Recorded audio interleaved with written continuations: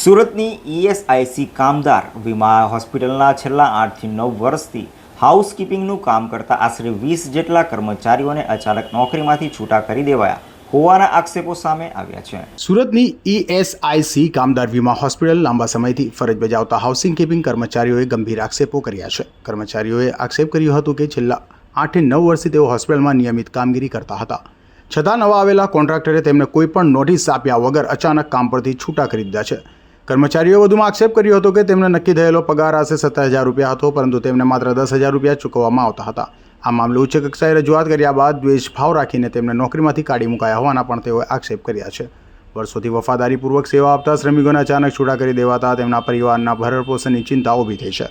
કર્મચારીઓએ ન્યાયની માંગ સાથે જવાબદાર લોકો સામે કાર્યવાહીની પણ માંગ કરી હતી। મારું નામ સોનલ મનીષ દરજી છે। હું ઈએસઆઈસી હોસ્પિટલમાં જોબ કરું છું અને મારી માંગ એ છે કે અમને અચાનક વગર કીધે જાણ વગર અમને નોકરીમાંથી કાઢી મૂકવામાં આવ્યા છે, તો અમારી એ માંગ છે કે અમને પાછા નોકરી પર રાખે એનું કોઈ કારણ જણાવવામાં આવ્યું નથી અમને। અમારી એ જ ફરિયાદ છે કે અમને પહેલે અગાઉથી 1-2 મહિના અગાઉ તો જાણ કરવી જોઈતી હતી અને એ માંગ છે કે અમને પાછા નોકરીએ રાખી દઈએ। ઘર પરિવાર ચલાવવામાં બહુ મુશ્કેલ થાય છે, ઘરમાં કોઈ છે નહીં અમારે।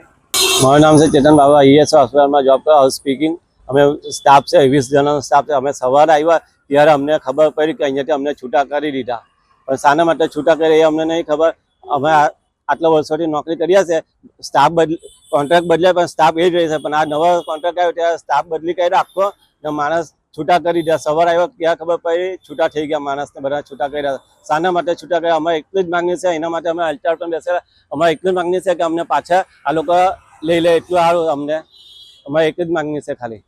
અમે 20 જણા છે સાહેબ, મને 12 વર્ષ થઈ ગયા આ જોબમાં। કર્મચારીઓનો આરોપ છે કે આ કોઈ પણ લેખિત નોટિસ કે પૂર્વ જાણ કર્યા વગર નવા કોન્ટ્રાક્ટર દ્વારા સીધા ફરજ મુક્ત કરી દેવાયા છે। આ ઘટનાને લઈને કર્મચારીઓમાં ભારે રોષ ફેલાયો છે।